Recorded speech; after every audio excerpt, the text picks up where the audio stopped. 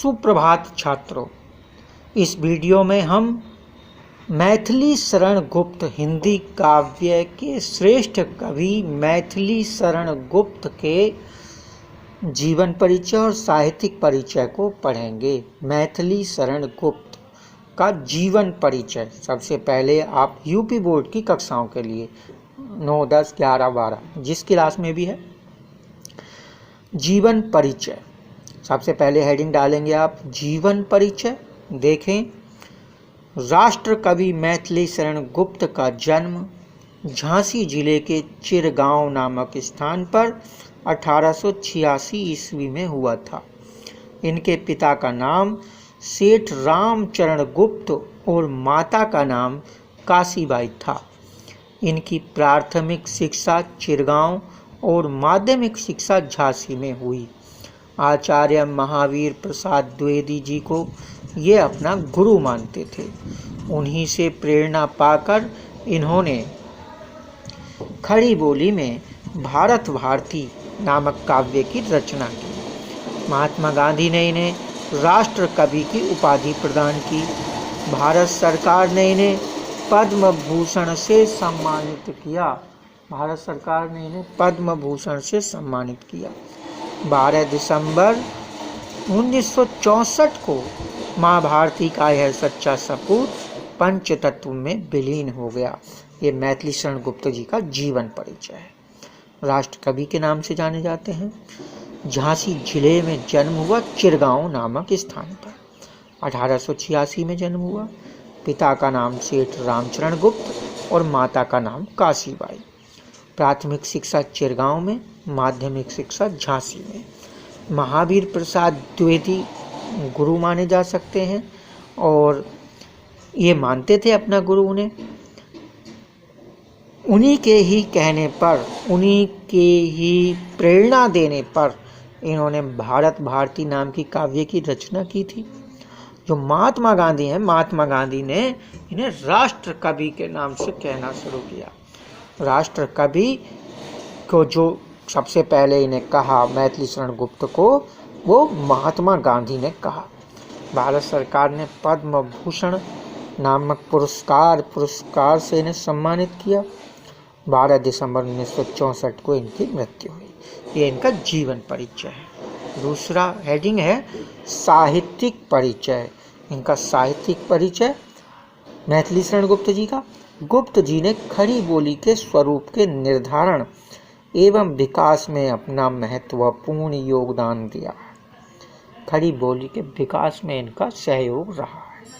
खड़ी बोली में इनकी रचनाएं हैं। इनकी कविताओं का मुख्य स्वर राष्ट्र प्रेम है।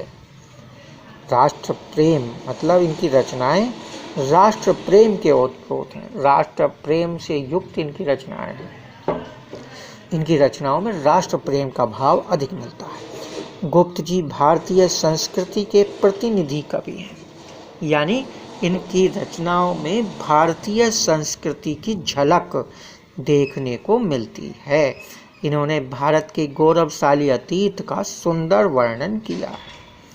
इन्होंने भारत के गौरवशाली अतीत का सुंदर वर्णन किया है।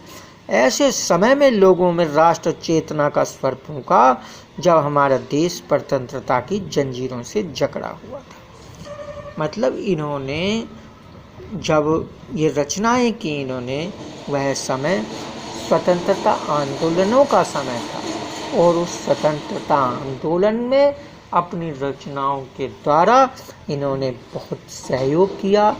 लोगों में राष्ट्र प्रेम की भावना जगाई और देश के लिए बलिदान होने की या देश के लिए कुछ कर गुजरने का लोगों में इन्होंने उत्साह पैदा किया अपनी रचनाओं के द्वारा। इनकी कृतियां, इन्होंने कौन कौन सी रचनाएं लिखी हैं? साकेत, यशोधरा, द्वापर, नहुस, भारत भारती, किसान आदि इनकी रचनाएं हैं। साकेत, यशोधरा, द्वापर, नहुस, भारत भारती, किसान इनकी रचनाएं हैं। भाषा शैली खड़ी बोली। इन्होंने खड़ी बोली में अपनी रचनाएं की हैं। मैथिली शरण गुप्त की क्या भाषा है? खड़ी बोली इनकी भाषा है। साहित्यिक रूप देने में गुप्त जी का महत्वपूर्ण योगदान है। प्रबंध शैली के साथ साथ मुक्तक शैली और गीति शैली में भी अनेक सफल रचनाएं की हैं। प्रबंध शैली में भी इन्होंने मैथिली शरण गुप्त जी ने अपनी रचनाएं लिखी हैं, मुक्तक शैली में भी अपनी रचनाएं लिखी हैं और गीति शैली में भी मैथिली शरण गुप्त जी की रचनाएं मिलती हैं। आगे है हिंदी साहित्य में स्थान। मैथिली शरण गुप्त जी की राष्ट्रीयता की भावना से युक्त रचनाओं के कारण हिंदी साहित्य में इनका विशेष स्थान है। इन्हें युग प्रतिनिधि कवि के रूप में भी स्वीकार किया गया है। ये इनका हिंदी साहित्य में स्थान है। इस तरह आप मैथिली शरण गुप्त का जीवन परिचय या साहित्यिक परिचय लिखेंगे। कक्षा 12, कक्षा 10 या 9 इनमें इसके आते हैं जीवन परिचय, तो आप लिखेंगे पहले जीवन परिचय, साहित्यिक परिचय, कृतियाँ, भाषा शैली और हिंदी साहित्य में स्थान।